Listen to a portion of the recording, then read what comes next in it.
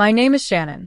I'm sitting in seat 1A of this plane, the leather seat firm beneath me, and the cabin has settled into a heavy quiet. It's a quiet that follows a shift too big to ignore. Just moments ago, the captain, Captain Thompson, stepped out of the cockpit and walked down the aisle to me. In front of everyone, he introduced me as a retired Air Force Brigadier General, highlighting my 23 years of service, multiple combat tours, and the medals I've earned.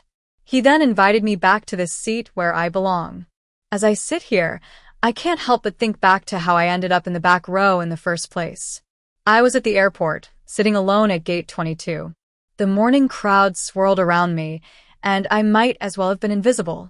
Then, I received a text from my family, my mother, father, and younger brother, Ryan. It was just 7 cold words. Don't come back. I stared at the screen for what felt like an eternity, then turned the brightness down and put my phone away. No one around me noticed the pain that was cracking my heart. I had paid for all the first-class tickets on this plane, including theirs. But when I boarded, it was as if I didn't exist. My mother, a cold and haughty woman, adjusted her silk scarf and gave me a disdainful glance, as if I was an eyesore. My father, a man more concerned with his business than his family, was already half asleep in his seat. And Ryan, the golden child, was too busy playing with his new gadget to even look up. When the flight attendant came and asked me to move to the back so the family could sit together, I knew exactly who she meant.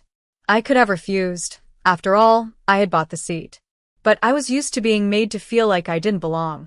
I had spent my whole life being subtly told that I was different, that I didn't fit in.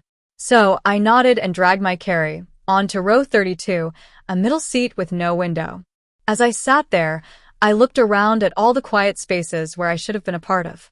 I remembered all the family vacations planned without me, the holidays where I was just tolerated. It was like 1,000 little rejections over the years. I told myself I was fine, that I was used to it, but deep down I knew I was lying. The ache of being unwanted was still there, sharp and steady. I also thought about my old injury from a mission in Iraq. The shrapnel in my left knee still ached when the cabin pressure changed, a constant reminder that not all wounds are visible. A young girl, maybe in her early 20s, sat in the window seat next to me. She was nervous, with big eyes and an oversized college sweatshirt. She asked me if I was in the military when she noticed the ring on my finger. I simply said yes.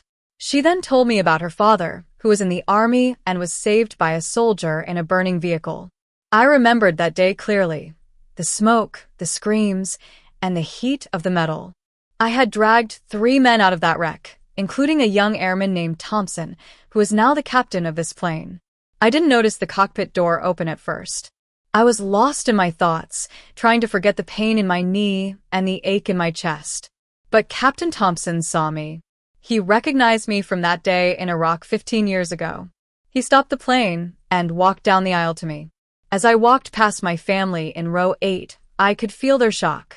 My mother sat still, her mouth slightly open. My father's hands were clenched tightly, and Ryan looked up at me, his face pale. I didn't stop or slow down. I just kept walking past all the pain and disappointment. After I sat down in 1A, a man came from behind the curtain. He was in his 50s, wearing jeans and a windbreaker. He told me about his son, Corporal Jake Miller, whom I had saved in Afghanistan. His son was now married with 2 kids and teaching chemistry in Montana. The man thanked me, and that simple act of gratitude meant more to me than any medal. A few minutes later, Ryan came to me. He said he didn't know they'd asked me to move and that he didn't agree with it. I just looked at him. Some wounds can't be healed with just an apology. Behind him, my mother stood. Her posture had changed. She was no longer crossing her arms. She looked at me, and for the first time, there was recognition in her eyes, not pity. The plane took off, and as we flew above the clouds, I finally took a deep breath. I thought about all the years I had tried to be enough for my family. I remembered why they had cut me off. I had reported my father for embezzlement at his company 20 years ago. I could have made a big public scandal, but I didn't. They cast me out because I refused to be part of their lies.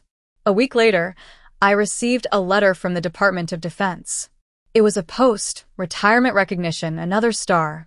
I read it on my front porch, the warm sun on my face. There were no tears, no applause, just peace. I didn't need my family's forgiveness to feel whole. I finally realized that I was enough, just as I was.